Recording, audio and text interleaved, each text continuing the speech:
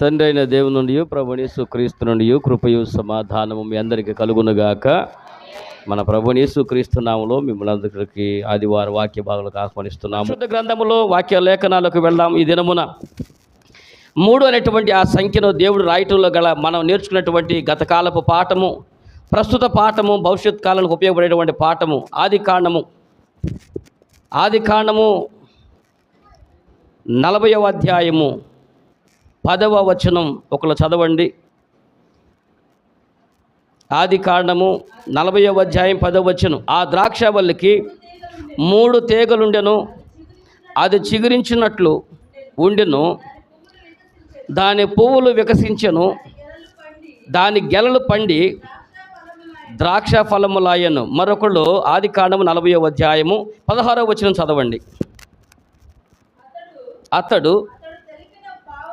అతడు తెలిపిన భావము మంచిదని భక్ష్యకారుల అధిపతి చూచి అతనితో నిట్లనెను, నేనును కలకంటిని, ఇదిగో తెల్లని పిండి వంటలు గల 3 గంపలు నా తల మీద ఉండెను. దేవుడి మాటలు దీవించునుగాక. ఇప్పుడు ఎన్ని 3లు కనపడ్డాయి? ఇదేం చదివినప్పుడు కూడా చెప్పట్లేదు. ఎన్ని 3లు కనపడ్డాయి? ఒక 3 ద్రాక్షవల్లికి 3 తీగలు ఉన్నాయి, ఇంకొక 3 గంపలు కనపడతా ఉన్నాయి. ఇప్పుడు 2 3లు కూర్చున్నటువంటి ధ్యానము ప్రార్థనాపూర్వక సిద్ధపడదాం. ఆ వాక్యం మీద మీ హస్తమును పెట్టి, ప్రభా ఈ వాక్యంతో నాతో మాట్లాడమని, ఇదిగో ప్రభా ఈ వాక్యంలో ఉన్నటువంటి మర్మములు, ఈ వాక్యంలో నేను తెలుసుకోవాల్సిన విషయాలు, ప్రభా జరిగిపోయినటువంటి ఆ ఘట్టము ఇప్పుడు నేను ఎందుకు జ్ఞాపకం చేసుకోవాలో అనే విషయాలను కూడా మనందరూ కూడా ప్రార్థన చేద్దాం. పరిశుద్ధుడ ప్రేమ కనికరం గల తండ్రి, ఆ వాక్యమైనటువంటి నా ప్రభువా, నా తండ్రి, వాక్యములో ప్రవహిస్తున్నటువంటి పరిశుద్ధాత్ముడా మాకు సహాయము చేయి నాయన. ఇదిగో నా తండ్రి లేఖనాలు ధ్యానం చేస్తున్నాం. ప్రత్యక్ష గుడారంలో నా ప్రభువా, నా తండ్రి బలిపీఠం యొక్క ఎత్తు 3 మూరలు పెట్టవని ప్రభువా మీరు మోషేకు ఆజ్ఞాపించారు. అయ్యా, మీరు కొండ మీద చెప్పినటువంటి దాని విషయంలో చేయటానికి నువ్వు జాగ్రత్త పడు అని మరి పదే ప్రభు మీరు హెచ్చరిక చేసి మరి జాగ్రత్త చేయించారు. అది ఎప్పటికే కాదు, మోషే రాబోయే తరతరాలకు అనేక మంది ఆత్మీయులకు ఇది సూచనగా ఉంటుంది కనుక దీని గురించి మీరు నేర్చుకోవాలి, దీని గురించి మీరు చదువుకోవాలని చెప్పారు. అయ్యా ప్రభు అప్పుడు జరిగినటువంటి ఆ ఘట్టము ఇశ్రాయేలుకు ప్రయోజనకరంగా మార్చబడింది.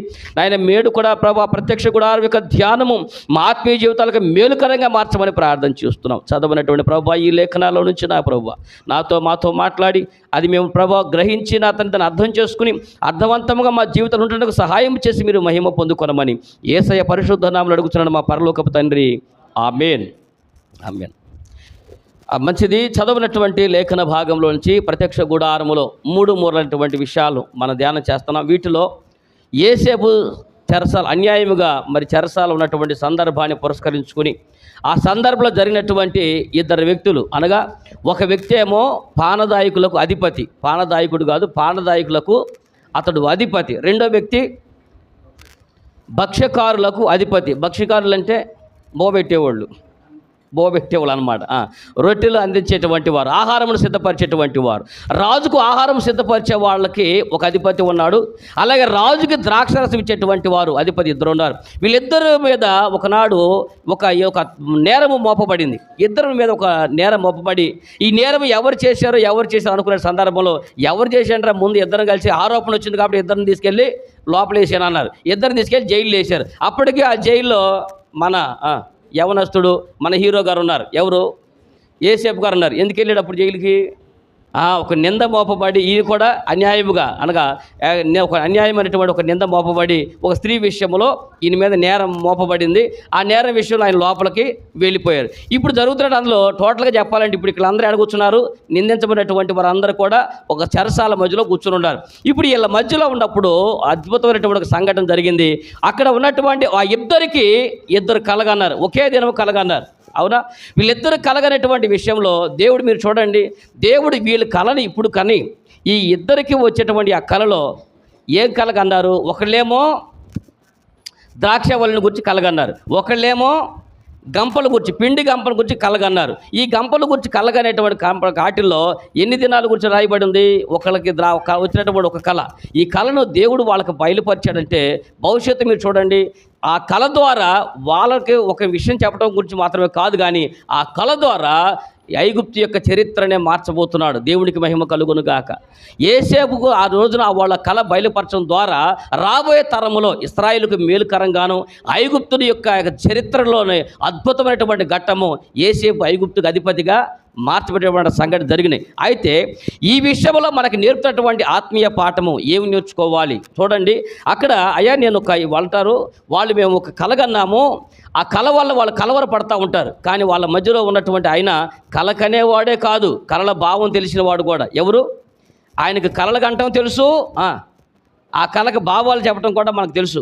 ఆయనకు భాషలు మాట్లాడటం తెలుసు, భాషలకు అర్థం చెప్పడం కూడా తెలుసు. మనకు మాత్రం ఒకటే తెలుసు, భాషలు మాట్లాడటమే తెలుసు. దాని అర్థం ఏంటంటే అది మీరే చూసుకోండి.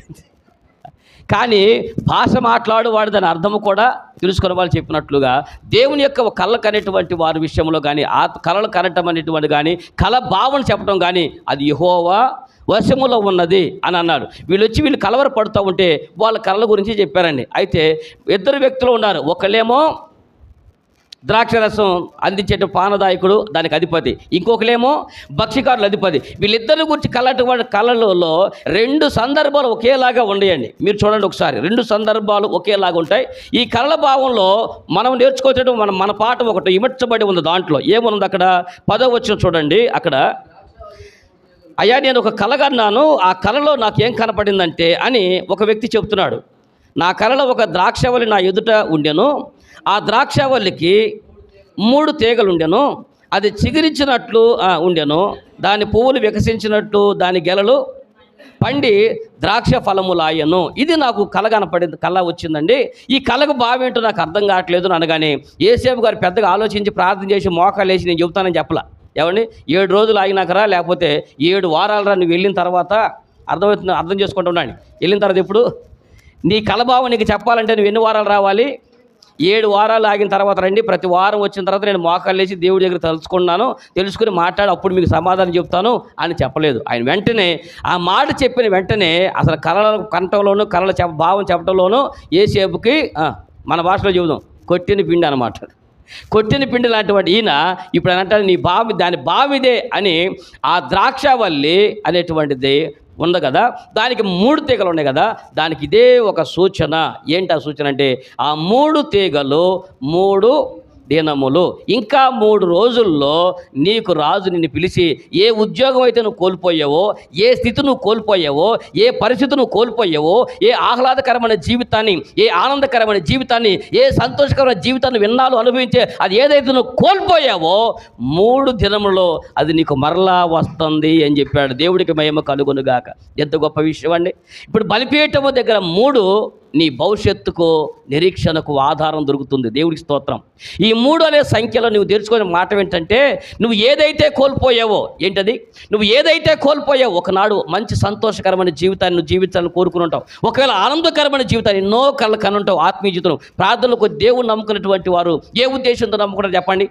ఆనందకరమైన జీవితం రావాలని నమ్ముకుంటారా? నాశనకరమైన జీవితం రావాలని కోరుకుంటారా?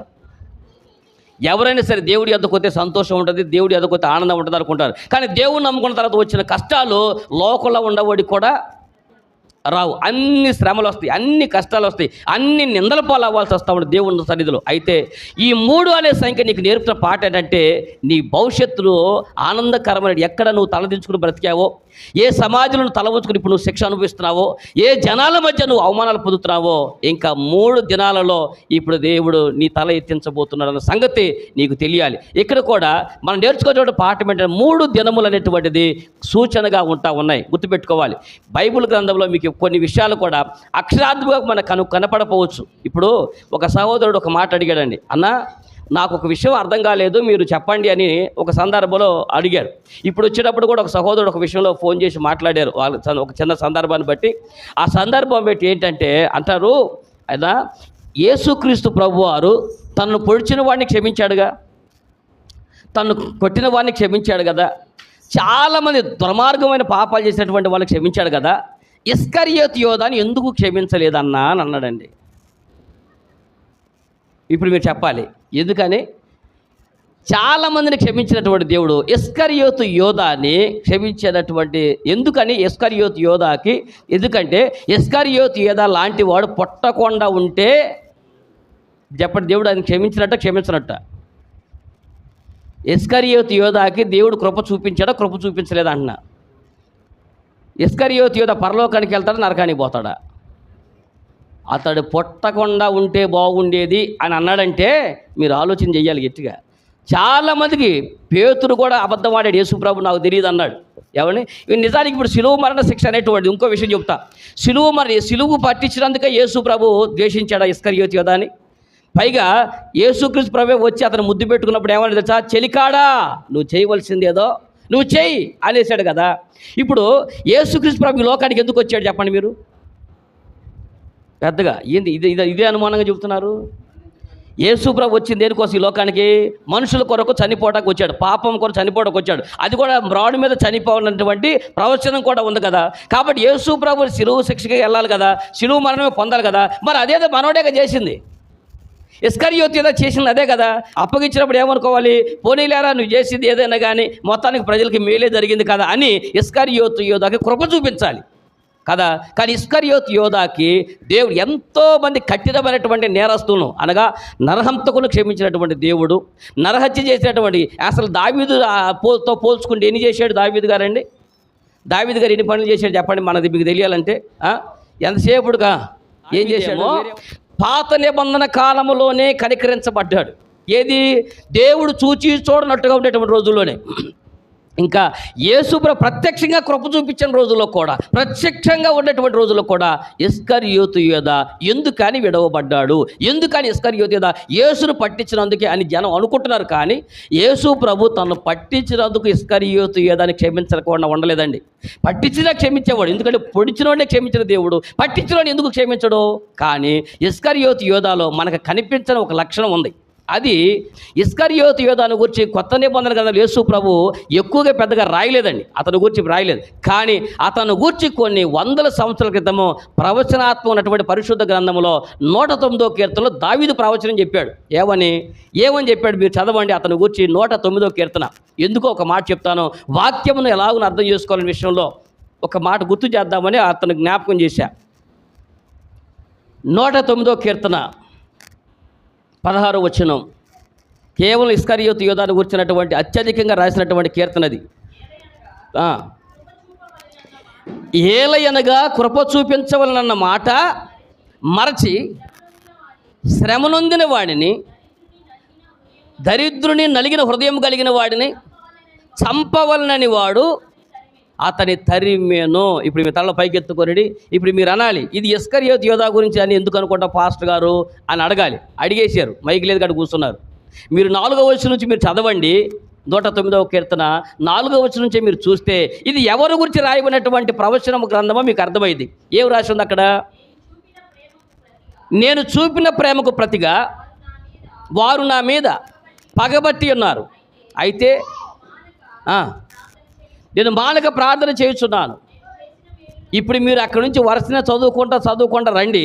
అక్కడ ఏమి రాసి ఉంటుంది? అతని ఉద్యోగం వేరొకడికి చెప్పండి, అతని ఉద్యోగం వేరొకడికి ఇచ్చునుగాక అని చెప్పాడు. ఎవరు ఉద్యోగం ఎవరికి ఇచ్చారు? అర్థమైందా? నిజానికి అపోస్తులుగా ఉండవలసినటువంటి ఉద్యోగం అతనికి పోయి మత్తయికి ఉద్యోగం వచ్చేసింది. అతనికి మరొక వ్యక్తికి అతని ఉద్యోగం వచ్చింది. అలాగే అతని ఇల్లు పాడైపోయింది. అతను ఆ ధనముతో అయితే ఇల్లు కొన్నామని సంపాదించుకుందాం అనుకున్నాడో ఆ డబ్బు పెట్టి కొన్నటువంటి ఆ భూమి ప్రేతల భూమిగా మార్చబడింది. అర్థమైందా? ఇలా ఈ 109వ కీర్తనలో రాయబడినటువంటి అత్యధిక విషయాలని ఎవరి గురించి రాశాడు? యోధా ఇస్కరియోతు గురించి రాశాడు. ఈ యోధా ఇస్కరియోతు గురించి మనం ఇప్పుడు ధ్యానం కాదు కాబట్టి ఒక విషయమే చెప్తున్నాను, చిన్న మాటనే. అక్కడ 16వ వచనం అతను చెప్పిన మాట ఏంటి తెలుసండి? ఆ కీర్తనకారుడు ఏం చెప్పాడు తెలుసా? ఎందుకు ఇస్కరియోతు యోధాని దేవుడు కనికరం చూపకుండా వదిలేశాడు, కృప చూపించకుండా వదిలేశాడంటే అతడు ఏం చేశాడు చెప్పండి? అక్కడ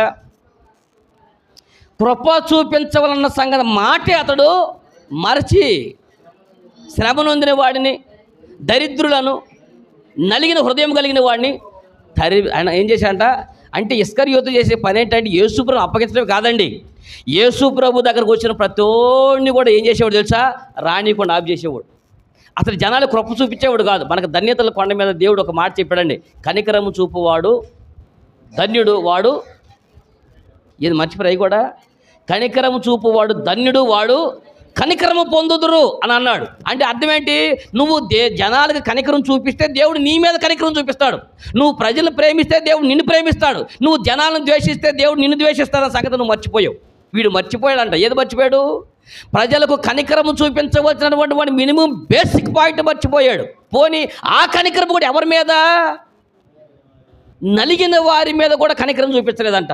విరిగిపోయిన వారి మీద కనికరం చూపించలేదంట. నలిగిపోయిన వారి మీద అనగా బాధల్లో కృంగిపోయి, కష్టాల్లో కుంగిపోయి, చితికిపోయి ఉంటే అలాంటి వాళ్ళు దేవుని ఎదుకొస్తే రానీరా బాబు అని చెప్పి ప్రార్థన చేయాల్సింది పోయి అలాంటి వాళ్ళ రే ఇటు వచ్చావంటే నీ సంగతి తెలితే ఏడకోదు. ఎలా ఏడకెళ్ళి వచ్చేది ఏడక? ఈ మా బోధకు పని పాటలేదు అనుకుంటున్నావేంటి? కానుక తెచ్చావా? కానుక తెచ్చానండి. నువ్వురా ఇట్లా. అరే మీ కానుక తెచ్చిన ఇటు రండి. మీకు అర్థమైందా? కష్టాల్లో ఉండేవాడిని, బాధల్లో ఉండేవాడిని ఇస్కరియోతు యోధ కనికరము చూపకోకుండా తరిమేడట్టాలంటే వాళ్ళని. అందుకని ఎవడు దేవుడి సన్నిధిలో కనికరం చూపడో, ఒకవేళ నువ్వు పాపం చేసి ఉండొచ్చు, కానీ నువ్వు కనికరం కనుక చూపించే మనసు ఉంటే దేవుడు నేను కనికరం చూపిస్తాడు నీ మీద. దేవుడి స్తోత్రం కనుకొని గాక. ఇస్కరియోతు ఏదైనా నాశనానికి కారణం ఏంటంటే వాడు కనీసం కృప చూపించాలన్న సంగతే మర్చిపోయి ఏ ఉద్దేశం యేసు ప్రభువు వెంబడి తిరుగుతున్నాడో ఆ సంగతే మర్చిపోయాడంట. ఇప్పుడు మనం వాక్యాన్ని బోధిస్తున్నామండి. దేవుని వాక్యం నేనేం ప్రకటిస్తున్నాను? ప్రేమను గురించి ప్రకటిస్తున్నా. దేవుని వాక్యం ప్రకటిస్తున్నాను, క్షమాపణ గురించి ప్రకటిస్తున్నా. ఈ రెండు నా బతుకులో లేవు అనుకోండి, ఇక నేను మీకు చెప్పేందుకు అంటున్నా. ఈ బైబిల్ పట్టుకునేందుకు, మైకు పట్టుకునేందుకు, ఏ దేవుని నేను ప్రేమామూర్తి అని చెప్తున్నానో, ఏ దేవుడు నా పాపాలను నన్ను క్షమించాడో, నేను ఇతరులను క్షమించడం నాకు చేత కాకపోతే ఇక నేనెందుకు పరిశుద్ధ గ్రంథం పట్టుకోవడం? నాకెందుకు విశ్వాస జీవితం? దానికంటే మెదలకుండా బతకడం రైట్ కాదా? అర్థమైందా? కాబట్టి మనము ప్రకటిస్తున్న బేసిక్ మొట్టమొదటి పునాదే ప్రేమ అయితే, ఆ ప్రేమే మనలో లేకపోతే ప్రతిదానికి చీయాట్లు కొట్టడం, ప్రతిదానికి ఇసురు కొట్టాలు, ప్రతిదానికి కసురు కొట్టాలు, సేవకుల స్థాయిలో ఉండి, సంఘ పెద్దల స్థాయిలో ఉండి, విశ్వాసుల స్థాయిలో ఉండి ఎదుటివాడిని చీయాట్లు కొడుతుంటే నీదేం బతుకు? అసలు ముఖం చూడగానే గుర్తుపెట్టుకోండి, కనికరము లేనటువంటి వాడు ఎప్పటికీ కనికరించబడడు. అర్థమైతే సపట్లు కొట్టుకోండి, అర్థం కాకపోతే నన్ను అనండి. అర్థమవుతుందా? కాబట్టి దేవుని యొక్క సన్నిధానంలో అలాగున ప్రతి విషయం ఒకప్పుడు మనకు అక్కడ రాయలేదు కాబట్టి విషయం కాదు, కానీ లేఖనాలు తరిచి చూస్తూ ఉంటే మనకు విషయం అర్థమవుతూ ఉంటుంది. అలాగునడే ఇక్కడ చెప్పబడినటువంటి వాక్యంలో ఆయన తీగల గురించి చెప్పినటువంటి మాట, 3 తీగలు దేనికి సూచనగా చెప్పాడు? చెప్పండి. 3 తీగలు ఉన్నాయి, ద్రాక్షవల్లికి 3 తీగలు ఉన్నాయి అని చెప్పాడు. అంటే దేనికి సూచన చెప్తున్నాడు? ఇప్పుడు ఏం చెప్పబోతున్నాడు? 3 దినములకు సూచనగా చెప్పాడు. ఇప్పుడు నేను ఒక మాట అడుగుతాను. ఆ కాలములో ఒక ద్రాక్షావల్లికి 3 తీగలని చెప్పాడు. కొత్త నిబంధన కాలం మనలో ఈరోజు నేను కనుక ఈ వాక్యాన్ని మీరు అర్థం చేసుకోవాలి అని అంటే, ద్రాక్షావల్లి అంటే ఎవరు చెప్పాలి? నేను నిజమైన ద్రాక్షావల్లిని, నా తండ్రి వ్యవసాయకుడు, నాలో ఫలించని ప్రతి తీగ ఆయన తీసిపో. ఇప్పుడు చెప్పండి, యేసేపు గారి ఎదురుగా ఉన్నటువంటి ఒక ఆయన ఈ పానదాయకుల అధిపతి కలగన్నది ఏం కలగన్నాడు? ఒక ద్రాక్షవల్లి కనపడింది, దానికి 3 తీగలు ఉన్నాయి అన్నాడు. అనగా యేసేపు గారు ఏమన్నారు? ఆ 3 తీగలు 3 రోజులు సూచనగా ఉంది. కాబట్టి ఈ 3 రోజుల్లో నీ ఉద్యోగం నీకు తిరిగి అప్పగించబడుతుంది అని చెప్పాడు. ఇప్పుడు చెబుదాం, కొత్త నిబంధన గ్రంథంలో ద్రాక్షవల్లి దేనికి సూచనగా ఉంది? యేసు ప్రభువుకు సూచనగా ఉంది. ఆ ద్రాక్ష తీగలు దేనికి సూచనగా ఉంది? ఏంది అంత పెద్ద ప్రశ్న వేసాను నేను అసలు అనకూడని ప్రశ్న ఏమైనా వేసానా? ఆ తీగలు దేనికి సూచనగా ఉండి అని చెప్పా. అక్కడ రాయబడి ఉంది, నేను ద్రాక్షవల్లిని, మీరు అందరూ తీగలు అని రాశాడు. అవునా? ఇప్పుడు చెప్పండి, మనందరూ ఎవరివి? తీగలు. ఆ 3 తీగలు దేనికి సూచన? అక్కడ 3 తీగలు 3 దినాలకు సూచన అయితే, మనము కూడా క్రీస్తులో అంటు కట్టబడిన మన తీగల వల్ల మనము ఈ లోకానికి సూచనగా ఉండాలి. దేవుడి స్తోత్రం కలుగునుగాక. నాశనకరమైపోయినట్టు అవమానాలు పొందేటువంటి జీవితాలకు, నిరీక్షణకు ఆధారం కలుగజేసే ఆ 3 తీగలు ఇదిగో పోగొట్టుకున్నటువంటి నీ బ్రతుకుని మరలా తిరిగి చెప్పించబోతున్నారు. దేవుడి స్తోత్రం కలుగునుగాక. అంటే ఎవరైతే ఆత్మీయ జీవితాన్ని కోల్పోయి, ఆర్థిక పరిస్థితులు కోల్పోయి, ఆర్థిక పరిస్థితుల్లోనే కాదు ఆరోగ్యాన్ని కోల్పోయి, పరిస్థితులను కోల్పోయి, అన్ని క్షేమకరమైన జీవితాన్ని కోల్పోయి నిరాధారము, నిరాశ్రయ స్థితిలో ఎవరైతే ఉంటారో మనము ఈ తీగలమైన మనం ఆయనలో అంటు కట్టబడిన వారము. మనకు పోల్చినటువంటి ఆ పోలిక తెలుసా? సూచనగా మనం ఉండాలి, దినములకు సూచనగా ఉండాలి. అమ్మా, ఈ రోజున సహోదరి అందరికి ఒక మాట గుర్తు చేస్తాను. ఇశ్రాయేలు దేశమును దేంతో పోల్చాడు దేవుడు? అంజూరపు చెట్టుతో పోల్చాడు. అంజూరపు చెట్టు దేనికి చూసినది? కాలములు, సమయములు, సూచనలుగా మీకు అంజూరపు చెట్టు ఒక సూచన చూడండి అని అన్నాడు. అంజూరపు చెట్టు లేతదై ఏమన్నాడు? అంజూరపు చెట్టు లేతదై చిగురించును, అప్పుడు ఏమవుతుందంటే నేను తలుపు యొద్ద ఉన్న సంగతి మీరు తెలుసుకొనుడి అని అన్నాడు. అనగా ఇప్పుడు యేసుక్రీస్తు ప్రభు యొక్క రాకడ యొక్క సూచనలు ఏ దేశాన్ని బట్టి తెలుస్తున్నాయి? ఇజ్రాయెల్ దేశాన్ని బట్టి తెలుస్తూ ఉన్నాయి. అక్కడ జరిగేటువంటి సంఘటనలు జరుగుతూ ఉంటాయి, అక్కడ జరిగేటువంటి పరిణామాలు జరుగుతూ ఉంటాయి, రాజకీయ పరిణామాలు, సామాజిక పరిణామాలు, సాంఘిక పరిణామాలు నేను గమనిస్తూ ఉంటే యేసుక్రీస్తు ప్రభు యొక్క రాకడ ఎక్కడ ఉందో తెలిసిపోతూ ఉంటుంది. ఏ సమయంలో రాబోతున్న సంగతి అది ఒక సూచనగా ఉంటుంది. అలాగుననే విశ్వాసులమైనటువంటి మనందరము కూడా దేవుడు మనందరినీ లోకానికి సూచనలుగా పెట్టాడు. ఈ 3 దినములు యొక్క సూచన. ఆ రోజు ద్రాక్ష తీగలో ఒక వ్యక్తి, నిరాధార స్థితిలో ఉన్నటువంటి వ్యక్తి, అవమానాలు పడుతున్నటువంటి వ్యక్తి, అతను అనవసరంగా ఒక నింద మోపబడుతున్నాడు. నిజమేమిటో అబద్ధమేమిటో అతనికి తెలుసు, అతను చేసేటువంటి పని ఏంటో అతనికి తెలుసు. కానీ ఈ రోజున అతను జైల్లో ఉన్నాడు, శిక్షను అనుభవిస్తున్నాడు. నిజానికి అతను శిక్ష పడింది, కానీ నేను ఆ నేరం చేయలేదు, కానీ నేను నేరం చేయలేదని నా గురించి రాజు ఎప్పుడు తెలుసుకుంటాడో, నేను మంచి సేవ చేసిన నా రాజు ఎప్పుడు తెలుసుకుంటాడో అని అలాంటి దుఃఖకరమైన జీవితం ఉన్నటువంటి ఆయనకి ఈ 3 తీగలు ఒక పాట నేర్పిన. అయ్యా, ఇంకా 3 దినములలో ఎక్కడైతే నువ్వు తల ఉంచుకున్నావో, ఎవరి మధ్య అవమానాలు పొందయ్యావో, ఎక్కడైతే నువ్వు తగ్గించబడ్డావో అదే జనముడు ఎదుట రాజు నిన్ను తలెత్తినట్టు చేస్తాడు, నీ ఉద్యోగం నీకు మరలా ఇస్తాడు అని చెప్పాడు. దేవుడికి మహిమ కలుగునుగాక. కాబట్టి ఈ బలిపీఠము దగ్గర మనకు నిరీక్షణకు ఆధారము దొరుకుతున్నది.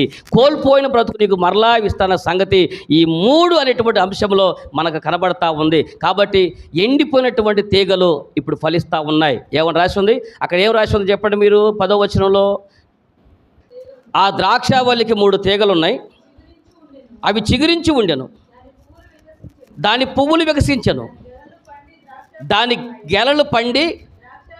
ఇప్పుడు మీ తలలో పైకెత్తుకుని చెప్పండి, ఏమైంది? ఇప్పుడు దేవుడు 3 తీగలు చూపించి ఊరుకున్నాడా? ఆ తీగలు ఏమైనాయి అంట? చిగురించినాయి అంట. ఆ తీగలు ఏమైనాయి? ఫలించినాయి అంట. ఆ తీగలు ఏమైనాయి? పరిపక్వమైపోయినాయి అంట. దేవుడికి స్తోత్రం కలుగును గాక. ఇప్పుడు బలిపీఠము దగ్గర ఈ 3 తీగల సూచన ఏంటంటే 3 దినములలో నీ బ్రతుకు ఫలించబోతుంది. ఎండిపోయిన నీ జీవితం మరలా చిగురు రాబోతుంది. ఫలాలు లేనటువంటి బ్రతుకులో ఉన్నటువంటి నీ జీవితంలో మరలా ఫలించేటువంటి రోజులు రాబోతున్నాయి. ఈ రోజున ఈ వాక్యము ద్వారా మనం చెప్పాలి, నా జీవితం యొక్క ఫలాలు ఇచ్చే జీవితం నేను చూడనేమో, చిగురించే జీవితం నా జీవితం నేను చూడనేమో, నేను అన్నీ కోల్పోయి ఉన్నాను, నా జీవితం అంతా కోల్పోయి ఉన్నాను, ఆర్థికంగా అన్నీ కోల్పోయి ఉన్నాను, ఆరోగ్యం అంతా కోల్పోయినాక నా బతుకు మిక్కుమిక్కులాడతా. ద్రాక్షవల్లి అనే క్రీస్తులో అంటు కట్టబడ నిజమైన తీగవైతే ఎంతమంది జనాలు ఎదురుగా నిరుత్సాహంలో, నిరాశలో, నిస్పృహల మధ్య బతుకుతున్నారో వాళ్ళ బ్రతుకులు చిగురించడానికి నువ్వు సూచనగా ఉండాలి. దేవుడి స్తోత్రం కలుగునుగాక. ఈ 3 దినములు బలిపీఠము క్రీస్తు అని ఈ బలిపీఠము దగ్గరకు వచ్చిన ప్రతి ఒక్కరి బ్రతుకులో చిగురించబడతాయి. యేసు మీద ఆధారపడిన ప్రతి జీవితము చిగురించబడుద్ది. బలిపీఠమును ఆశ్రయించిన ప్రతి కుటుంబము చిగురించబడుద్ది. బలిపీఠము దగ్గరకు వచ్చిన ప్రతి వాడి యొక్క జీవితం ఫలభరితముగా మార్చబడిద్దని దేవుడు గొప్ప సూచనగా ఈ 3 దినములను గురించి ఆయన వాక్యం ఒక కలభావం చెప్పాడు. ఇప్పుడు మీకు ఇంకో విషయం కూడా చెప్పాలి. మొదటి భావంలో మొదటి వ్యక్తి కన్న కలలో ఆశీర్వాదం దాగి ఉంది. మొదటి వ్యక్తి కన్న కలలో దీవెన దాగి ఉంది. మొదటి వ్యక్తి కన్నటువంటి ఆ కల్లో అతనికి ఆధారం ఒకటి దొరికింది, ఫలభరితమైన బ్రతుకు దొరికింది అన్న సంగతి ఆ 3 దినాలు మనకు అర్థం. 3 తీగలు, 3 దినాలు, 3 కాలములు అనగా 3 ఒక సూచనగా ఉన్నటువంటి ఆ జీవితాలు. అలాగే మనం నేర్చుకునేటువంటి పాఠం ఏంటంటే మనము క్రీస్తును ద్రాక్షవలో అంటుకట్టబడిన తీగలమైన మనం ఆ తండ్రి కుమార పరిశుద్ధాత్మలో మనము కూడా ఫలభరితముగా మార్చబడి రాబోయేటువంటి నిరుత్సాహం ఉన్నటువంటి అనేక మందికి అవమానాలు పడి నిందలు పడ్డ ప్రజలకి మనము సూచనగా ఉండి వారి జీవితాలు ఫలించడానికి మనం కారణంగా ఉండాలి. దేవుడికి మహిమ కలుగును గాక. ఇది మొదటి సూచన. ఇప్పుడు 2వ సూచన చూద్దాం. 16వ వచనం, ఆదికాండము 40 అధ్యాయము 16వ వచనం చూస్తే అక్కడ భక్ష్యకారుడి యొక్క అధిపతి మరొక కలగన్నాడు. అతడు కూడా ఇద్దరు ఒకే టైంలో కలగన్నారు. చూడండి ఒకసారి. అతడు తెలిపిన భావము మంచిదని భక్ష్యకారుల అధిపతి చూచి అతనితో ఇట్లనెను, నేనును కలగంటిని. ఆడేది కనేది మాకు జాత కదా కలగంటాం. నేనును కలగంటిని. ఇదిగో తెల్లని పిండి వంటలు గల 3 గంపలు నా తల మీద ఉండెను. మీది గంపలో ఫరో నిమిత్తము సమస్త విధములైన పిండి వంటలు ఉండెను. పక్షులు నా తల మీద ఉన్నటువంటి ఆ గంపలో నుండి వాటిని తీసుకొని తినుచుండెను.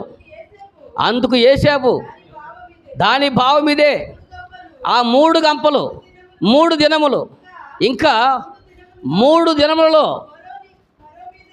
ఫరో నీ మీద నుండి నీ తలను పైకెత్తి మ్రావుడు మీద దానిని, ఇప్పుడు మీ తలను పైకెత్తుకొనిడి. నేను చెప్తా మీ సంగతి. ఆయన తల పైకెత్తే మౌను మీద ఏలాడి తీశాడు. ఇప్పుడు మీ తలలో పైకెత్తుకొనిడి. నేను మాట్లాడితే తలలో పైకెత్తుకొనిడి అంటా ఉంటాను. ఎందుకు అర్థమైందా?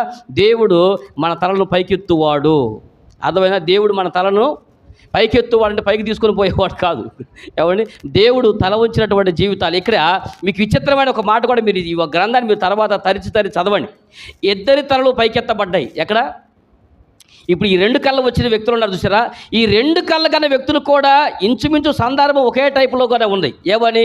రెండో వ్యక్తి కాడ కలగన్నాడు. ఏం కళ వచ్చిందయ్యా నీకంటే? అయ్యా నా కళలో 3 గంపలు ఉన్నాయి అన్నాడు. ఏం గంపలు అవి చెప్పాలి? 3 గంపలు ఉన్నాయి.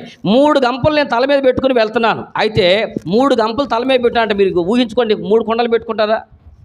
కొండలు ఒకదాని మీద కొండలు పెట్టుకెళ్ళి చూసారా? నీళ్ళు ఎత్తుకెళ్ళేటువంటి వారు, నీళ్ళ కష్టాలు లేచిన వాళ్ళు తెలుస్తుంది. మీకేం తెలుస్తుంది? ఇంట్లోకి పైపులు వచ్చింది కాబట్టి మంచినీళ్ళు బాగా తెలియట్లా. అర్థం కాల? గంప ఇతను మోసుకెళ్తుంది, కొండలు కాదు, గంపలు మోసుకెళ్తున్నాడు. ఇతనికి ఒక కళ వచ్చింది. ఆ కళ్ళలో ఒక గంప, దాని మీద ఇంకో గంప, దాని మీద ఇంకో గంప, 3 గంపల్లో ఆ పై గంపలు ఏమున్నాయి? పిండి వంటలు, తెల్లని పిండి వంటలు ఉన్నాయంట. సరేనా? ఆ తెల్లని పిండి వంటలు చేసుకుని వెళ్తూ ఉంటే మధ్యలో ఏమైంది? లోపు కాకులు, ఆకాశ పక్షులు వచ్చినాయి. అవి గద్దలు వచ్చినాయి కానీ మొత్తానికి ఆకాశం నుంచి ఒక పక్షులు అయితే వచ్చినాయి. అవి వచ్చి ఏం చేస్తున్నాయి? ఈ మొత్తం ఆహారం మొత్తాన్ని తినేస్తున్నాయి అంట. ఈ భావం వెంటనే చెప్పగానే యోసేపు కూడా వెంటనే ఆలోచన చేసుకోవాలా. వెంటనే అతనికి తెలుసు, ఎప్పుడైతే ఇతనికి కళ భావం వచ్చిందో, ఇతను ఏ ఉద్దేశంతో కళ అడిగాడు తెలుసా అండి? ఇతను ఏ ఉద్దేశంతో కళ భావం అడిగాడు? కళ ఎందుకు చెప్పాడు? అతను చెప్పినటువంటి కళలో మేలు జరిగింది కాబట్టి నేను కూడా చెబితే, అదేదో నువ్వు ముందు చెప్పొచ్చు కదా. అసలు మన వాళ్ళు ఉంటారు, అసలు ఆడికి ఏం జరుగుద్దో చూద్దాం, వాళ్ళకి ఏం జరిగిద్దో చూసి ఆ తర్వాత మనం కూడా అడుగుదాం అని చెప్పేసి. ఎంతమంది ఎప్పుడో ఒక కథ ఒకటి వినేవాడండి, అది మీరు కూడా విన్నారో లేదు తెలియదు కానీ, ఒకటి ప్రార్థన చేసేటప్పుడు పొద్దాక ఏమనేవాడు తెలుసా? ప్రభువా ఆడికి ఏది ఇస్తావో దానికి 2 అంతలు నాకు ఈ ప్రభు అనేవాడు అంట. ఒక కథ చెప్తా ఉన్నాడు. వాడికి ఇది ఏది అడిగినా సరే, ఏరా నీకేం కావాలంటే, ఆడేమడిగాడు ప్రభువా, ఆడు ఏదడిగితే నీకు ఆడేమడిగాడు చెప్పన్నాడు. పలాంది అడిగాడు 2 అంతలు. వాడు ఏదన్నా అడగని నాకు 2 అంతలు అంటున్నాడు అంట. వీడు ఒకసారి అనుకున్నాడు, వీడు పొద్దాక నన్ను చూసి పోల్చుకుంటున్నాడు పొద్దాక అని, వీడు దేవుడి సన్నిధికి వెళ్ళి అయ్యా నాకు ఒక కన్ను తీసేయి ప్రభు అని అన్నాడంట. ఏమన్నాడు? ప్రభు నాకు ఒక కన్ను తీసేసేయి ప్రభు అని చెప్పి ప్రార్థన చేశాడు. వీడి దగ్గరికి వచ్చాడు, ఎరా నీ కోరికేటి చెప్పనగానే ఆడేం కోరుకుంటే నాకు 2 అంతలు కావాలన్నాడు. వీడికి 2 కళ్ళు బీకేశాడు. అర్థమైంది కథ అండో? అట్లాగే ఊరే నువ్వు ఆలకబడి ఏలకబడి ఏడిసి ఆలకంటే ఎక్కువ ఇవ్వు, ఏలకంటే ఎక్కువ ఇవ్వు కాదు అడగాల్సింది. అదే కదా, నీ బాధ ఏంటో నీ బాధ ఏంటో చెప్పాలి.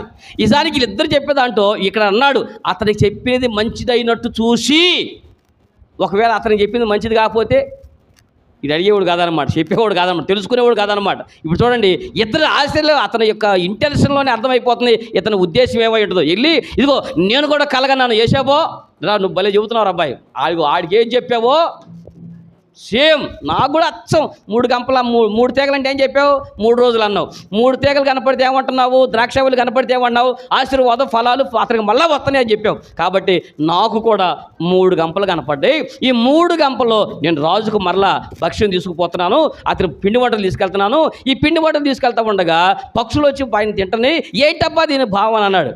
దాని భావం ఇదే, ఇంకా 3 దినములు 3 గంపలు 3 దినములకు సూచన, ఇంకా 3 దినములలో నీ తల పైకెత్తుతాడు అనగానే అలా ఆనందంతో ఉన్నాడు. ఆ పైకెత్తి ఎందుకో తెలుసా? మ్రాణు మీద నిన్ను వేలాడి తీపిచ్చి నీ మీద నుంచి ఆ తలను తీసివేస్తాడు అనగా నిన్ను చంపబోతున్నాడు అన్న సంగతి చెప్పాడండి.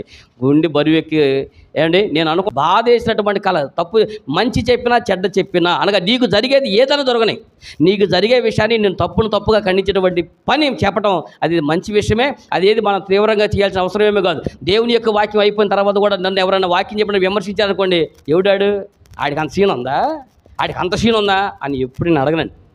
అతనికి అర్థమయ్యేటట్టు నేను చెప్పలేకపోయినేమో అనుకుని బాధపడతాను, లేక అతను ఆ ఉద్దేశంతో దాన్ని ఆ వాక్యాన్ని ఎలాగ అర్థం చేసుకున్నాడు అనుకుని బాధపడతాను. అతను మళ్ళీ ఎప్పుడన్నా కనపడినప్పుడు అన్న నేను పలానా వాక్యం చెప్పడం మీరు ఇలా అన్నారంట కదా, నా అక్కడ చెప్పవలసిన ఉద్దేశం టైం లేకపోతే మిగిలిన విషయాలు చెప్పలేదని అతనికి ఎక్స్ప్లెయిన్ చేస్తూ ఉంటా.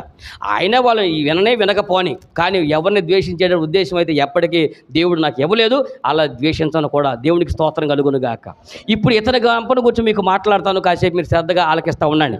ఇతడు కూడా కలగన్నాడు, 3 గంపలు కలగన్నాడు. గంపల గురించి మీకు గంపలు దేనికి సూచనగా ఉన్నాయి? 3 గంపలు న్యాయంగా చూస్తారు, అక్కడ రాశారు. దాని కలభావం ఇదే, 3 గంపలు 3 దినములకు సూచన అని అన్నాడు. పరిశుద్ధ బైబిల్ గ్రంథంలో ఇంకా గంపను గురించి పెద్ద మెసేజే చెప్పొచ్చండి. ఏది గురించి? గంపల గురించి. ఎన్ని గంపలు పరిశుద్ధ గ్రంథంలో ఉంటాయో మీకు మచ్చుకు కొన్ని విషయాలు చూపిస్తాను. పరిశుద్ధ గ్రంథం మీరు జాగ్రత్తగా చూడండి ఒకసారి. రాజుల 2వ గ్రంథములో, 2వ రాజుల గ్రంథము, మళ్ళీ 2వ రాజు 1వ రాజు అనుకునేరు. రాజుల 2వ గ్రంథము 10వ అధ్యాయం 7వ వచనములో ఆడ కూడా ఒక గంప ఉంటుంది చూడండి ఒకసారి.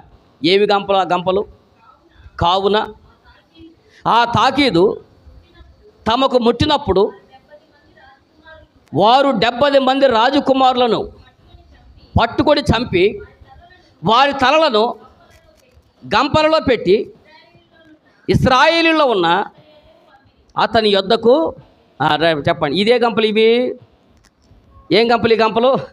తలలు ఎత్తికెళ్ళిన గంపలు ఈ గంపలు. ఏ గంపలు ఈ గంపలు?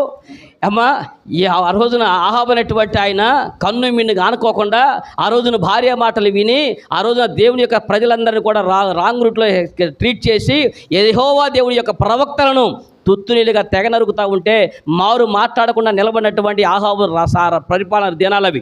అంతేకాదు, ఒక అమాయకుడైనటువంటి నాబోతు యొక్క ద్రాక్ష తోటను అన్యాయంగా అక్రమంగా తన భార్య లాక్కుంటా ఉంటే మారు మాట్లాడకుండా చేసిన కుట్రలో భాగస్థుడయ్యి ఏమాత్రం ఎదురు చెప్పనటువంటి దినాలవి. ఆ దినంలో ఏలీ హెచ్చరిక చేశాడు, ఇగో ఏ జనాలు ఏ అమాయకులైతే నువ్వు చంపావో అదే అమాయకులు చంపిన ప్రదేశంలో నీ బిడ్డల జీవితాలు, నీ భార్య జీవితము రక్తపు నీరులై పారుతూ ఉంటుందని ఏలియా హెచ్చరిక చేశాడండి ఆహాబు యొక్క జీవితంలో ఉన్నప్పుడు.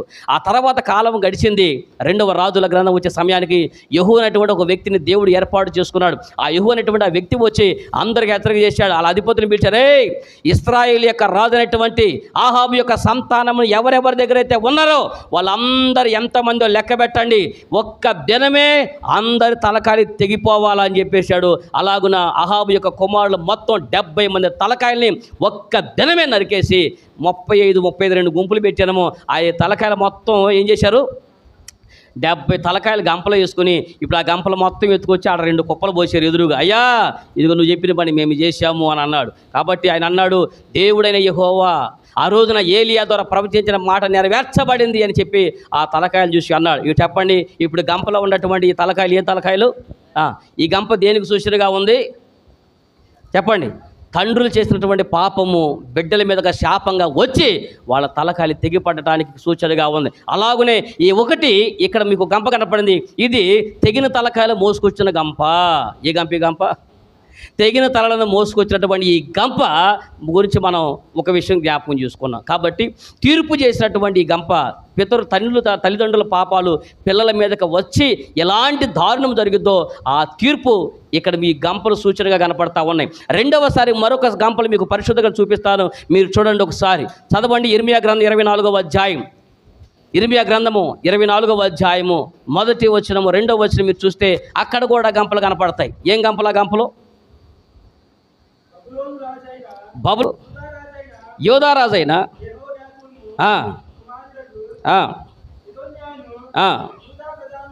యోధా ప్రధానులను అయ్యా చదవండి. యెరూషలేము నుండి చెరపట్టుకుని బబులోనుకు తీసుకొని పోయిన తరువాత యెహోవా నాకు చూపగా యెహోవా మందిరం ఎదుట ఉంచబడిన 2 గంపల అంజూరపు పండ్లు నాకు కనబడెను. ఒక గంపలో ముందుగా పక్వమైన అంజూరపు పండ్లు వంటి మిక్కిలి మంచి అంజూరపు పండ్లుండెను. 2వ గంపలో మిక్కిలి జబ్బైన అంజూరపు పండ్లు ఉండెను. ఇటు చూడండి, ఎన్ని గంపలు ఉన్నాయాడా? చెప్పండి, ఏడ కూడా గంపలు ఉన్నాయి. ఇప్పుడు ఈ రోజల్లా వాక్యం అయిపోయిన దాకా మిమ్మల్ని గంపలు వదిలిపెట్టవు. అర్థమైందా? ఇదంతా గంపే. ఏ గంపలు? కోడి. మనకు తెలిసిన గుడ్డు పెట్టే కోళ్ళు గంప, ఏమండి, కోళ్ళు కప్పేసే గంప, కోడి పిల్లలు కప్పేసే గంప తప్ప మనకి మిగిలిన గంపలు మనకు తెలియదు. ఒకవేళ గంప గురించి వాక్యం చెప్పారనుకోండి, గంపల గురించి కూడా వాక్యం ఉంటుందండి. ఉంటుందయ్యా, ఉంది. నెత్తి మీద నిన్ను మోసుకెళ్ళే గంప కూడా ఒకటి ఉంటుంది. శివరాకలు చెబుతా మీకు. ఈ రోజున తీర్పు చేసినటువంటి గంప ఒక గంప అయితే, ఇశ్రాయేలుకు సూచనగా ఉన్నటువంటి ఆ రోజు యిర్మీయా గారి యొక్క దర్శనంలో ఒక గంప, దేవుడు 2 గంపలు చూపించాడండి. ఆ 2 గంపల యొక్క దర్శనాన్ని గురించి కూడా మాట్లాడుతూ ఉన్నాడు. అయ్యా, నాకు ఒక గంప కనపడింది. ఆ గంప యొక్క సూచన ఏంటో తెలుసా? ఒక గంపలోనేమో పరిపక్వమైనటువంటి అంజూరు పళ్ళు ఉన్నాయి, మరొక గంపలోనేమో జబ్బుగా ఉన్నటువంటి అంజూరు పళ్ళు ఉన్నాయి.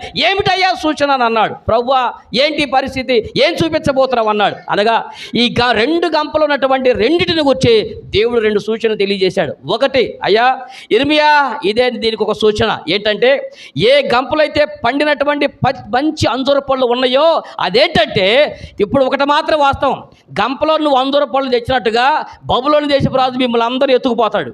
ఎవరిని? బబులోను రాజు యోధా రాజ్యం మొత్తం మీద దాడి చేసి మిమ్మల్ని అందరిని ఎత్తుకుపోతాడు. అయితే ఎత్తుకుపోయిన తర్వాత ఈ ఎత్తుకుపోయినటువంటి ఈ గంపలో 2 తీర్పులు జరుగుతూ ఉన్నాయి. ఒకటి, శత్రు రాజ్యంలో ఉన్నటువంటి వాళ్ళకి బబులోను రాజు చేత నేను కృప చూపించి కొంతమందినేమో బాగా చూసేటట్టు చేస్తా. ఎవరిని? ఈ మంచి గంపలు ఉన్నాయి, ఈ గంపలో మంచి అంజూరపళ్ళు ఉన్నాయి. ఇది శత్రువుల మధ్య మీరు ఉన్నా కానీ ఆ శత్రు మిమ్మల్ని గోరు కూడా తాకడన్న సంగతి చెప్పాడు. దేవుడి స్తోత్రం కలుగునుగాక. కాబట్టి దానియేలు, షడ్రక, మేషక, అబేద్నెగో లాంటి యోధా యువకులు బబులోను రాజ్యంలో ఉన్నా కూడా వాళ్ళ గోరు కూడా తాకలేకపోయాడు ఆ రాజు. అలాగున నేను కాపాడుతాను ఈ మంచి అంజూర పండు లాగా. అలాగే ఇంకో గంప ఉంది. ఈ గంప తెలుసా? మీరు ఎక్కడున్నా బుద్ధిహీనులే. ఒరే, మీకు కనీసం బానిసకి వెళ్ళినప్పుడన్నా సిగ్గు రావాలిగా. ఇప్పుడు మన బ్రతుకులో సిగ్గు ఏదో ఒక రోజు రావాలి కదా. నేను చెప్తా ఉంటాను, ఇప్పుడు వాక్యం చెప్పినప్పుడు అటు ఇటు నడిచినప్పుడు ఒకసారి కాలు దగ్గర కింద పడ్డాను అనుకోండి, ఏమంటారు మీరు? అరే పాస్టర్ గారు అని చెప్పి నుంచో పెడతారు. మళ్ళా కింద పడ్డారు, ఏమంటారు?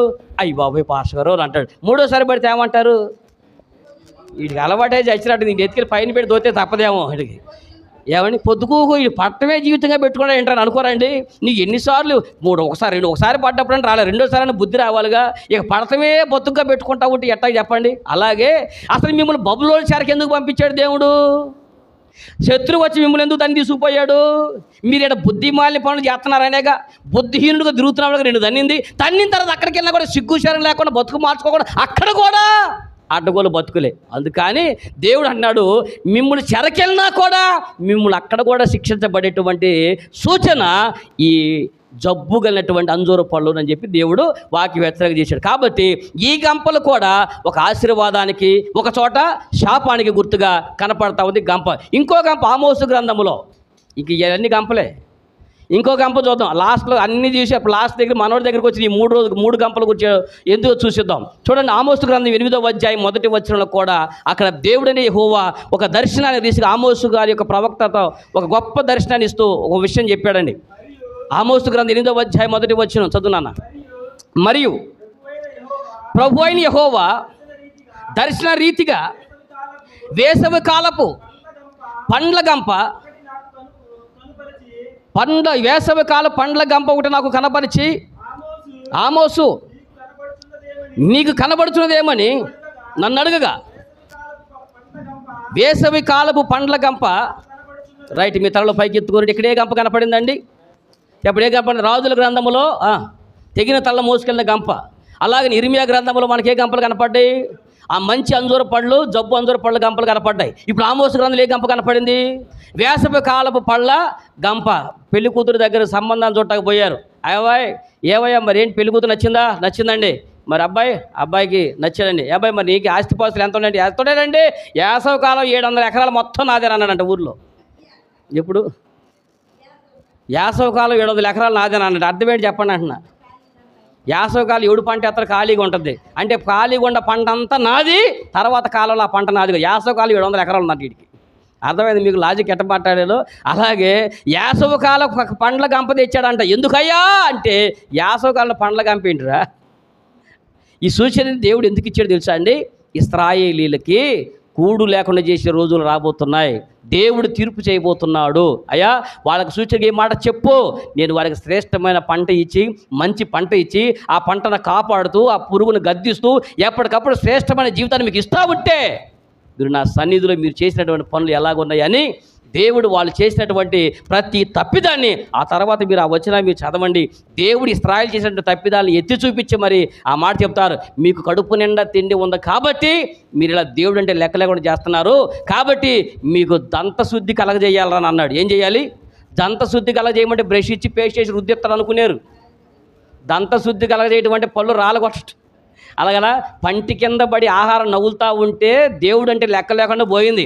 అందుకని మీ పళ్ళకి కాదు శుద్ధి అవసరమని మిమ్మల్ని కూటికి మాడితే తప్ప బుద్ధి రాదురన్న ఉద్దేశం చెప్పి మీ పంటలు ఇక పంట పండవు, మీకు శ్రేష్టమైన పంట మీ ఇంటికి రాదు, మీ జీవితంలో ఆశీర్వాదం మీరు చూడరు అని దేవుడు ఆ శాపని గుర్తుగా ఆ రోజున ఈ వేసవికాల పండ్ల గంపలు చూపించి ఇశ్రాయేలుకి హెచ్చరిక చేశాడు. కాబట్టి ఇప్పుడు ఎన్ని గంపలు చూసాం? తలకాయల గంపలు రాదు, అక్కడ 70 తల దిగినటువంటి గంప చూసాం.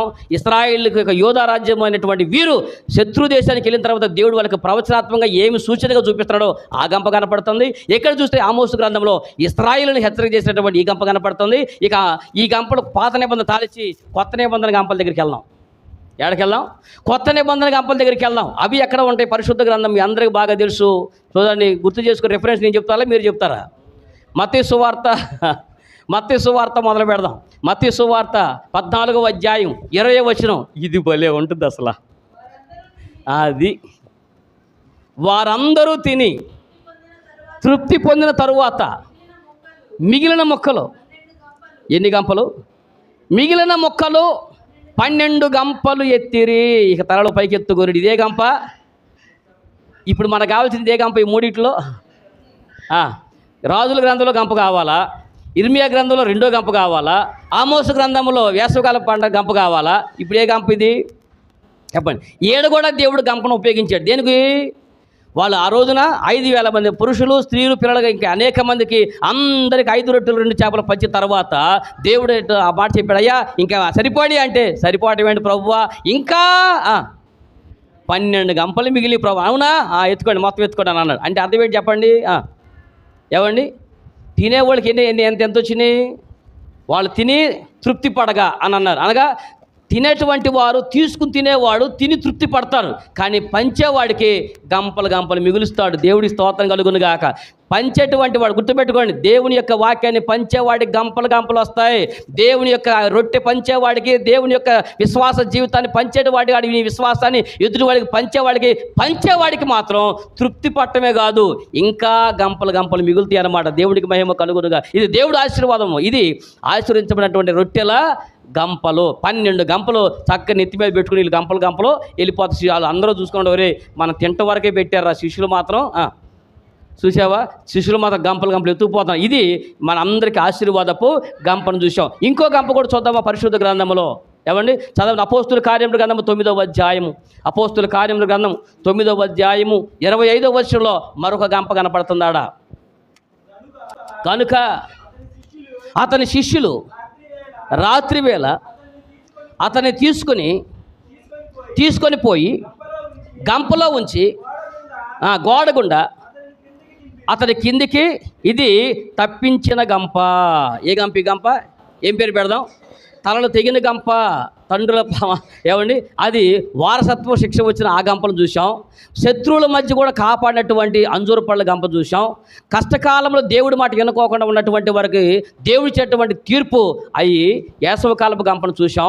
మరొక గంప మన ఇక్కడ కనపడుతుంది, సమృద్ధి అనే జీవం ఇచ్చినటువంటి మత్తయి సువార్తల గంపలు చూశారు. కానీ ఇక్కడ మనకు కనపడే ఈ గంప నిన్ను తప్పించినటువంటి గంప. ఏం చేసింది?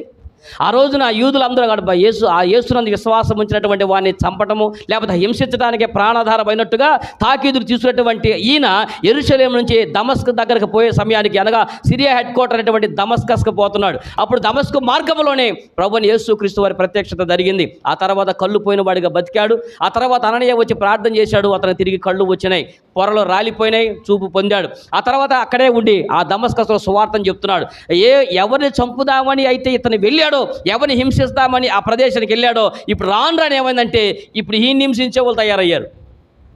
అర్థమైందా? ఇప్పుడు పౌల్ని హింసించి పౌలు చంపాలని చూస్తున్నారు. ఆ విషయం ఆ శిష్యుడికి తెలిసి పౌలా నువ్వు ఇక్కడ ఉండవంటే నిన్ను చంపేస్తారని చెప్పి ఆయన ఏం చేశారంటే గంపలో పౌల్ని పెట్టి ఆ గంపలో గుండా ఏం చేశారు, గోడ మీద గుండా ఆ దమస్కస్ యొక్క శిఖరం మీద నుంచి కింద గుండా ఆ గోడ పై నుంచి ఆ గంపలో పౌల్ని పెట్టి ఆ శిష్యులు గంప గుండా కింద తీసుకుపోయి, అనగా ఈ గంపే గంప విశ్వాసులను తప్పించిన గంప, సేవకుని తప్పించినటువంటి గంప. ఇక్కడ ఈ గంప తప్పించే నీ జీవితాన్ని తప్పించడానికి ఉపయోగపడినటువంటి గంపగా కనపడతా ఉంది. పరిశుద్ధ గ్రంథం మత్తయి సువార్త మనం చదివిన గంప రొట్టెలను సమృద్ధికిచ్చేటువంటి గంపగా కనపడతా ఉంది. చివరిగా ఇంకో గంప గురించి చెప్పి మొదట మూలవాక్యాన్ని తీసుకుపోతా. చివరి ఆఖరి గంప నిన్ను ఎత్తుకుపోయి పరలోకంలో పెట్టే గంప. ఏ గంప? ఈ గంప మొత్తం ఏ గంప? ఎక్కడుంది అది? మత్తయి సువార్త 13వ అధ్యాయం. మనందరినీ పరలోకానికి తీసుకుపోయే మరొక గంప అక్కడ కనపడేది. మత్తయి సువార్త 13వ అధ్యాయం 47వ వచనం మీరు చదవండి ఒకసారి. ఏమి రాసి ఉంది అక్కడ? మరియు పరలోక రాజ్యము సముద్రములో వేయబడి నానా విధములైన చేపలను పట్టిన వలను పోలి ఉన్నది. అది నిండినప్పుడు దాన్ని దరికి లాగి కూర్చుండి మంచి వాటిని గంపలలో చేర్చి చెడ్డ వాటిని బయట పారవేయుదురు. అలాగునే యుగ సమాప్తి యందు జరుగును. దేవదూతలు వచ్చి నీతిమంతుల్లో నుండి దుష్టులను వేరు చేసి వీరిని అగ్నిగుండములో పడవేయుదురు. అక్కడ ఏడుపును పండ్లు కొరుకుటయు ఉండును. యేసుక్రీస్తు ప్రభువారు చెప్పినటువంటి ఉపమానాల్లో శ్రేష్టమైనటువంటి మరొక ఉపమానంలో ఇక్కడ మాట్లాడుందండి. అక్కడ ఏమనంటే, మరియు పరలోక రాజ్యము సముద్రంలో వేయబడి నానా విధములైన చేపలను పట్టిన వలను పోలి ఉన్నది. ఆ వల నిండినప్పుడు దాన్ని దరికి లాగి కూర్చుని ఏం చేశారంట? మంచి వాటిని గంపలోనికి చేర్చారు, చెడ్డ వాటిని విసిరి బయట పారవేశారు. ఇక్కడ కూడా ఈ గంప దేనికి సూచన కొంచెం చెప్పండి.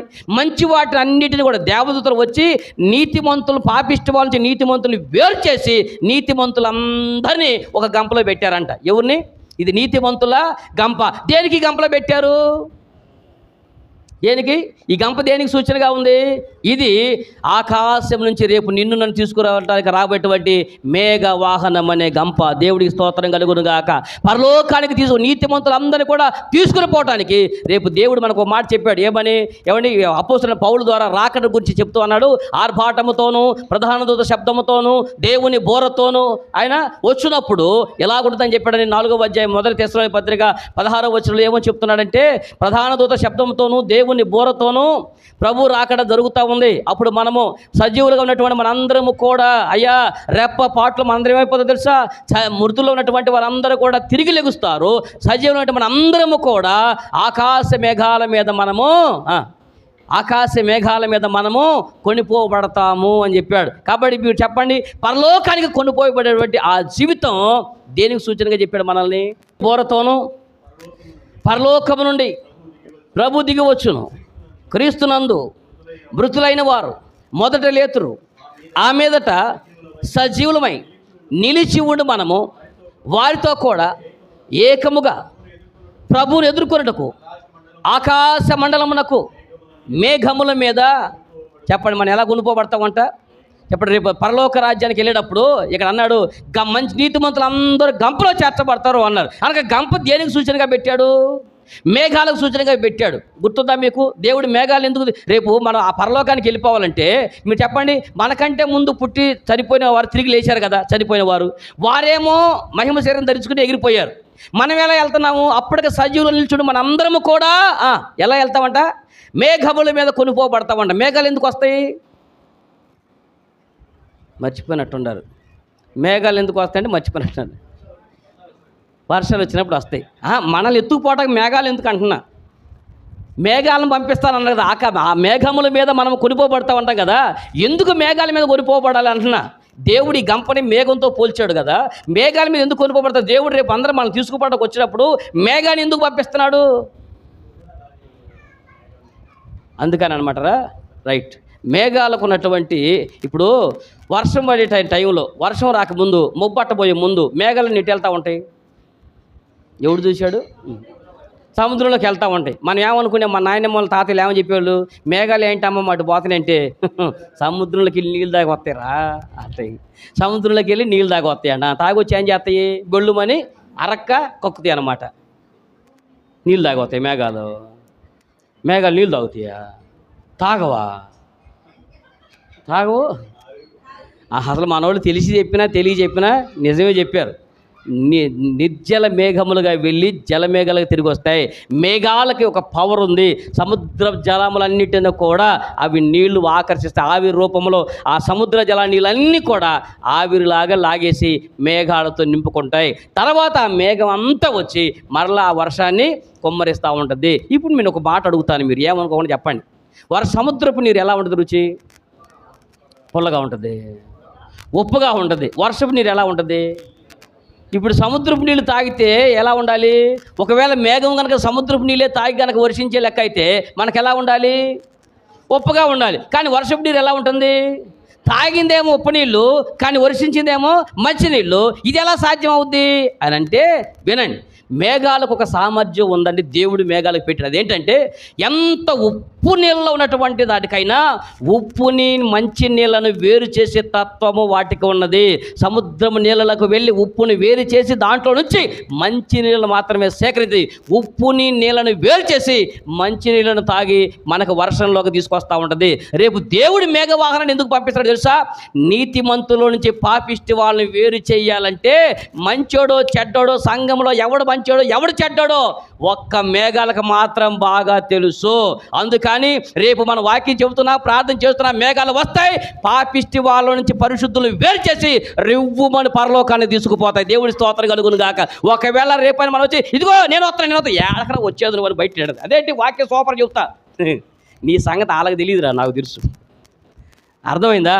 నువ్వు ఎంతలా నువ్వు నీతిమంతుల్లో నుంచి పాపిష్టి వాళ్ళు అనగా సముద్రపు నీళ్ళ నుంచి ఉప్పుని నీళ్ళు వేరు చేసే సామర్థ్యం మేఘాలు కొట్టే పాపిష్టి వాళ్ళ నుంచి నీతిమంతులు వేరు చేసి ఎవడు మంచివాడో ఎవడు చెడ్డవాడో ఎవడు పాపిష్టవాడో ఎవడు నీతిగా బతికాడో అవి మేఘాలకు తెలుసు కనుక రేపు మేఘ వాహనాన్ని దేవుడు పంపిస్తున్నాడు.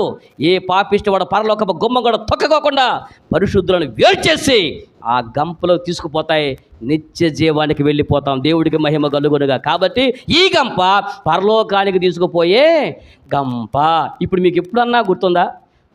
మన కొంతమంది మన దేశ సాంప్రదాయాల్లో కానీ మన రాష్ట్ర సాంప్రదాయాలు పెళ్ళిళ్ళు చేసేటప్పుడు పెళ్లి కూతురు దేంటో తెస్తారు. ఎప్పుడన్నా అడిగారా?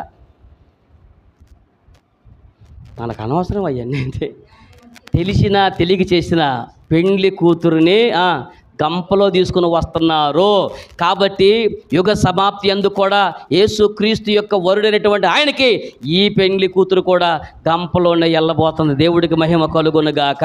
ఈ వివాహపు దినమునకు కూడా ఈ పెండ్లి కూతురు కూడా రేపు మేఘవాహనం అనే గంపలో వెళ్ళబడుతుంది. ఎన్ని గంపల గురించి చేర్చి అమ్మో ఇవన్నీ గంపలే గంపలు. ఎన్ని గంపలు అయినాయి? ఆడికి గంపల కలర్ ఆటం ఏంటో, మీ బుర్రలు తిని ఈ రకంగా గంపల గురించి నేను చెప్పడం ఏంటో. ఒరే నువ్వు కన్నకటువంటి కళలో 3 గంపలు కనపడాయి. గంపలటువంటి సూచన దేవుడు ఈ ఒక్కసారి కాదు, మీరు ఎన్నిసార్లు చూడండి. ఇది శిక్షావిధితో ప్రారంభమైనటువంటి ఈ గంప నీకు ఆశీర్వాదకర మార్చి నిత్య జీవానికి తీసుకెళ్ళే కాడికి గంపలు వాడబడ్డాయి. దేవుడి యొక్క వాక్యము నింపుకెళ్ళింది గంపల్లోనే, విశ్వాసం తప్పించింది గంపలోనే, విశ్వాసులందరినీ నీతిమంతులుగా మార్చి నిత్య జీవాన్ని తీసుకెళ్ళింది కూడా ఇదే గంపలోనే. దాని అర్థం ఏంటంటే ఇలాగున ఈ గంపలో కూడా ఒకసారి 2 గంపలు చూపించాడు ఇర్మియా గ్రంథంలో. ఒక గంపలో ఏమో నీకు ఆశీర్వాదకరంగా ఉంది, ఒక గంపలో ఏమో నీకు శాపకరంగా ఉంది. అనగా ఈ గంపలను చూపిస్తున్నటువంటి ప్రతిసారి దేవుడు నీకు ఒక హెచ్చరిక చేస్తున్నాడు. ఇతనికి కూడా హెచ్చరిక ఏంటంటే ఈ వ్యక్తికి వచ్చినటువంటి ఈ 3 గంపలు ఒక్కొక్క గంప ఒక్కొక్క కాలాన్ని సూచిస్తూ ఉంటే ఈ 3 దినములలో ఈ గంపలో పెట్టుకుని వెళ్తావు. కాబట్టి గంపలో నువ్వు ఎవరి కోసమైతే ఆహారం తీసుకెళ్తున్నావు, ఆహారం ఎక్కడుంది? గంపలో ఉంది. ఏం చేస్తాయి అంటే అర్థం ఏంటి? ఇప్పుడు నువ్వు ఎత్తుకెళ్ళి నీ తలపైనటువంటి భారం ఉందే, నీ తలపైన ఒక బాధ్యత ఉందే, ఇది ఎవరి కోసం తీసుకెళ్తున్నావు? రాజు కోసమేగా. మరి నీకు ఎంత శ్రద్ధ ఉండాలి చెప్పండి. దానిపైన ఏమైనా కప్పాలా? దానిపైన మూత వేయాలా?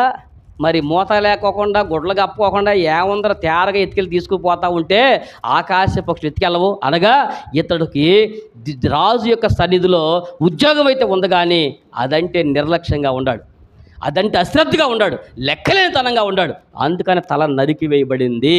కాబట్టి దేవుడు నీకు అప్పగించబడినటువంటి ఈ రొట్టె అనేటువంటి వాక్యము వలన ఒక బాధ్యతగా ఉండాలి. అర్థం కదా? దేవుని యొక్క శరీరమును ఆ రొట్టె, నువ్వు దేవుడు రాజుకు ఆహారం అందించేటువంటి వారు ఉన్నావు. మనం ఏం అందిస్తున్నాము? ఇప్పుడు అక్కడంటే రొట్టెలు అందిస్తున్నాడు కదా, రాజుకి రొట్టెలు అందిస్తున్నారు. దేవుడు రొట్టెని ఎవరితో పోల్చాడు? వాక్యంతో పోల్చాడు. ఇంకెవరితో పోల్చాడు? దేవుని యొక్క సన్నిధానంలో ఈరోజు మనం చేసేటువంటి ప్రతి ఒక్క వాక్యం హెచ్చరికలు కూడా ఈరోజు గంప రొట్టె యొక్క అనగా దేవుడు అప్పగించబడిన బాధ్యతని నిర్లక్ష్యం చేయకూడదు. ఇతరులు రొట్టెల గంపలను మనం చూసాము, అది ఆశీర్వాదకరంగా. బలిపీఠము దగ్గరికి వచ్చిన తర్వాత ఇక్కడ నీకు 3 సూచనగా ఉన్నాయి. ఏ 3 ఒక వ్యక్తికి ఆశీర్వాదకరంగా ఉందో అదే 3 రోజులు మరొక వ్యక్తికి నిత్య శాపంగా మారిపోను. అనగా ఈ బలిపీఠము దగ్గర నువ్వు గనక వినయ విధేయతలతో వినమ్రత నువ్వు బ్రతికితే ఆ బలిపీఠము నేను నిత్య జీవానికి తీసుకుని పోతుంది. కానీ అదే బలిపీఠము దగ్గర బాధ్యతాహీనముగా, బాధ్యతారాహిత్యముగా నువ్వు కనుక బాధ్యత లేనటువంటి వాడిగా నిర్లక్ష్య వైఖరి కనబట్టి దేవుడు అప్పగించబడిన బాధ్యతలను కనుక నువ్వు సక్రమంగా చేయకోకుండా ఉంటే ఏమవుతుంది? రాజు భుజించే ఆహారాన్ని పక్షులు తీసుకుపోయేట్టు చేశాడంట. మీకు గుర్తుందా? దేవుడని యెహోవా దగ్గర బలి అర్పించే సమయానికి అబ్రహాము గాడిద దగ్గర కలిగినప్పుడు ఆకాశ పక్షులు బలి మీద వాళ్ళని, అప్పుడు దేవుడు ఏం చేశాడు? ఆయన్నే వదిలిపెట్టల. నీ సంతానము నీది కాని దేశంలో 400 సంవత్సరాలు వాళ్ళు బానిసలుగా పోతారని 15వ అధ్యాయము 17వ వచనంలో ఆదికాండంలో దేవుడు హెచ్చరిక చేశాడు. అలాగుననే ఈ రోజున ఇతను కూడా ఈ భక్ష్యకారుడి యొక్క సన్నిధిలో, భక్ష్యకారుల యొక్క అధిపతికి ఈ దర్శనం దేవుడు ఇచ్చిన కారణం ఏంటంటే ఇతను తన ఉద్యోగంలో తనకు అప్పగించబడ్డ బాధ్యతలో అతడు నిర్లక్ష్యంగా ఉన్నాడు. రాజుకు తీసుకుపోతున్న ఆహారం విషయాన్ని కూడా అతను పట్టించుకోకుండా ఉన్నాడు. కాబట్టే ఆకాశ పక్షులకు ఆహారంగా వెళ్ళిపోయింది. కాబట్టి నీకు బిడ్డలను అప్పగించాడు, బాధ్యతలుగా పెంచాలి. కుటుంబం అప్పగించాడు, శ్రద్ధగా చూసుకోవాలి. సంఘం ఇచ్చాడు, చక్కగా కాపాడుకోవాలి. అలాగే నీకు వాక్యం ఇచ్చాడు, దాన్ని ప్రకటన చేయాలి. పాటలు పాడే తత్వం ఇచ్చాడు, దాన్ని పాటలు పాడే ప్రజల్లో దేవుడి సన్నిధిని గురించి అందరికీ తెలిసినట్టు చేయాలి. ఇలాగ నీకు టాలెంట్ ఏదన్నా కానీ, నీకు తలంత ఏదన్నా కానీ దాన్ని ఉపయోగించుకోకుండా నిర్లక్ష్యం చేస్తే మన తల, అర్థమైందా? ఆశీర్వాదం పొందినటువంటి ఆ ప్రదేశంలోనే శాపాన్ని కూడా పొందవలసి వస్తూ ఉంటుంది. కాబట్టి మీకు అర్థమైందిగా? దేవుడు అందుకే 2 గంపలు చూపించాడు. మరొకసారి ఆ 2 గంపలో ఒక గంప ఇశ్రాయేలుకు, యోధా జాతికి ఆశీర్వాదం ఉంటే అదే గంప మరొకరికి శాపంగా ఉంటుంది. ఇప్పుడు మీకు చెప్తున్నాను, ఇప్పుడు మీ నెత్తిన పెట్టినటువంటి ఈ గంప దేనికి మార్చుకుంటారు? పౌలును తప్పించినటువంటి గంపలాగా మీరు మార్చుకుంటారా? లేక నిత్య జీవాన్ని తీసుకున్నటువంటి పరలోక రాజ్యానికి సంఘ వధువుని తీసుకున్నటువంటి ఆ గంపలాగా ఉంటారా? లేక ఒక దేవుడు ఇచ్చినటువంటి రొట్టెలు అనగా మిగిలిపోయినటువంటి రొట్టెలన్నీ కూడా అనేక మందికి పంచి మిగిలిన రొట్టెలు నెత్తి మీద పెట్టుకెళ్ళే గంపలాగా ఉంటారా? లేక ఇంకొక 3 గంపల గురించి కూడా చెప్పా. ఒకటి భక్ష్యకారుని యొక్క గంప, రెండవది 70 తలకాయలు. ఎవరి? అహాబు యొక్క కుమారులు అడ్డగోలు పని చేసినటువంటి తండ్రి యొక్క స్థితిలో వాళ్ళ కుమారులు 70 తలలు తెగనరికి ఆ గంపలో మోసుకెళ్ళినటువంటి గంపలాగా ఉంటారా? లేక యోధా జాతి శత్రువుల మధ్యలోకి వెళ్ళినా కూడా అంజూరపు పళ్ళొడియా కుళ్ళిపోయినటువంటి అనగా జబ్బు పళ్ళ అంజూరపళ్ళ గంపలాగా ఉంటారా? వేసపు కాలపు గంపలాగా ఉంటారో? ఛాన్స్ దేవుడు మీకే ఇస్తున్నాడు. ఏ గంప స్థితి నువ్వు కోరుకుంటున్నావు? బలిపీఠము దగ్గర ఉన్నటువంటి ఈ 3 గంపలు 3 దినాలు అనగా నీకు ఉన్నటువంటి రోజులు ఉన్నాయి. దేవుడు తండ్రి, కుమార, పరిశుద్ధాత్మ త్రిత్వం ఉన్నటువంటి ఆ దేవుడు నీకు ఇచ్చినటువంటి కాలం ఉన్నాడు, నీకు సమయం ఇచ్చాడు. ఈ సమయాన్ని నువ్వు నిర్లక్ష్యం చేయకోకుండా బాధ్యత కలిగి దేవుడికి ఆహారం ఇచ్చేటువంటి మనుషులు, వ్యక్తుల్ని ఆహారంగా నువ్వు ఇస్తున్నావు. అనగా రొట్టెలు ఆహారము దేవుని చేతికి అందరినీ ఆహారంగా దేవునికి అందించాలి. కాబట్టి మన అందరూ బాధ్యత ఉంది కనుక అనేక మందిని సమకూర్చవలసిన బాధ్యత కనుక ఆ నిర్లక్ష్య వైఖరి విడిచిపెట్టి శ్రద్ధాశక్తులతో దేవుడి సన్నిధిలో వర్ధిల్లుదాము. ఆశీర్వాదకరమైన గంపలో ఉందాము, నిత్య జీవం చేరే ఆ గంపలో ఉందాము, తప్పించబడినటువంటి గంపలో ఉందాము, శాశ్వత రాజ్యం శుద్ధించుకుందాం. ఈ బలిపీఠము నీకు శాపకరంగా కాకుండా ఇదే బలిపీఠము నీకు ఆశీర్వాదకరంగా మార్చబడునుగాక. దేవుడి మాటలు దీవించునుగాక. ప్రార్థన చేసుకుందాం. అందరూ కూడా ప్రార్థన